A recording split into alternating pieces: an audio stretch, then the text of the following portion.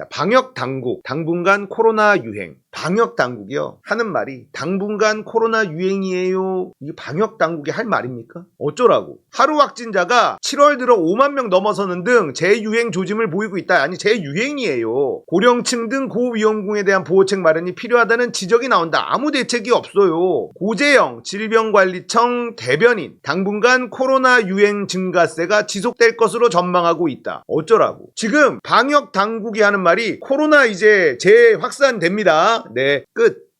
끝이야? 그래서 뭐 어떻게 할 건데? 없어요. 아무것도 안 한다.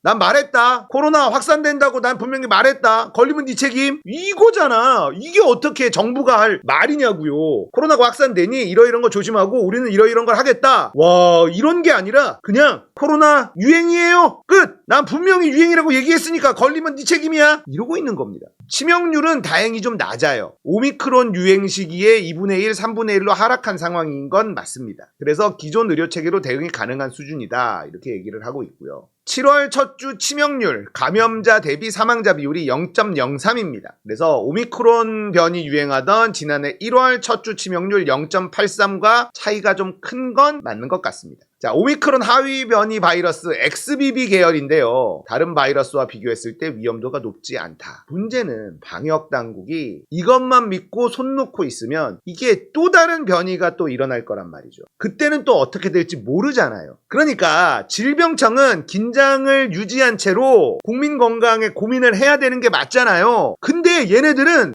위험도 안 높아. 그리고 유행한다 그러니까 각자 조심해. 그러다가 죽으면 네 책임. 이거야. 거기다가 지금 8월 중순 방역 조처를 한 단계 더 완화하는 위기단계 조정 2단계 시행될 예정입니다. 이게 되면 뭐가 있냐면요. 코로나 환자 수를 발표를 안 해요. 매주 발표하는 게 사라지고 뭉치로 발표하게 됩니다. 그러니까 국민들이 코로나 환자 수가 많은지 적은지 알 수 있는 방법이 없어지게 되는 거죠. 이거 분명히 할 겁니다. 사람들이 알면 자기들이 불편하거든. 그잖아요. 이 짓을 추진을 하고 있다. 이재갑 교수가 이거 하면 안 된다고 막 얘기하지만 합니다. 다만 치명률이 상대적으로 높은 고령층과 만성 기저질환 고위험군은 코로나 감염으로 인한 건강 피해 위험이 여전하다. 7월 11일 기준 60살 이상 고령층 접종률, 백신 접종률이 34.5%에 그쳤습니다. 올해 하반기에 시행하는 예방접종 때는 XBB 계열을 겨냥한 새 백신을 활용할 계획이라고 해요. 그러니까 60세 이상 형님 누님분들은 꼭 백신 맞으십시오. 윤석열 정권이 짜증나고 싫고 그래도 각자 도생이에요. 맞는 게 낫습니다. 그리고 코로나가 치명률이 지금 낮다고 해도 후유증이 남아요. 후유증이 있습니다. 근데 그 후유증이 굉장히 다양합니다. 그러니까 안 걸리는 게 베스트. 특히 우리 형님 누님분들은 꼭 마스크 착용하고 다니시고 사람 많은 데 갔을 때 마스크 꼭 끼시고 그리고 백신도 맞으십시오. 백신 맞으실 때 우리 이재명을 지지하는 60대 이상 형님 누님분들은 백신 꼭 맞으시면서 2번 찍은 분들한테는 백신 얘기 안 하시고 몰래 백신 맞으러 가시길, 1번 찍은 친구분들만 딱 같이 백신 맞으러 가시길 부탁을 드리겠습니다. 자, 김남중 서울대 의대 교수는 코로나 중환자 사망이 70, 80세 이상에서 생기고 요양병원 등은 여전히 취약하다. 백신 접종을 독려할 수밖에 없는 상황에서 국가적으로 요양병원 8인실 등 다인실 구조를 2인실 이하로 바꾸기 위한 공론화가 이루어져야 한다. 아무것도 안 할 생각이거든요. 자, 비 피해 5조, 폭염에 막 너무너무 위험하죠. 지금 노인들은요, 윤석열 정부에서 예산을 다 깎아가지고 쉴 데가 없는 거예요. 그래서 지하철에서 피서를 하고 있다. 지하철은 공짜니까. 지하철 왔다 갔다 하면서 거기서 피서를 하고 있다. 이런 뉴스가 나오고 있어요. 그런데도 또 찍어주죠. 갈 데가 없어요. 냉난방 예산을 다 깎아놔가지고 이러고 있는 상황인데 대통령은 일주일 휴가 간답니다. 와, 원래 일주일씩 갔나? 보통 한 3일 이렇게 가지 않았나요? 여름 휴가 일주일을 간대. 저도에 머물 예정이다. 좋습니다. 저도에 누가 갔었지? 박근혜가 갔어. 박근혜가. 거기에 모래사장에서 나무떼기로 글씨 쓰고 플래그를 세운다 이런 표현을 쓰죠. 저도에 휴가를 가는 건 탄핵 플래그다. 좋아.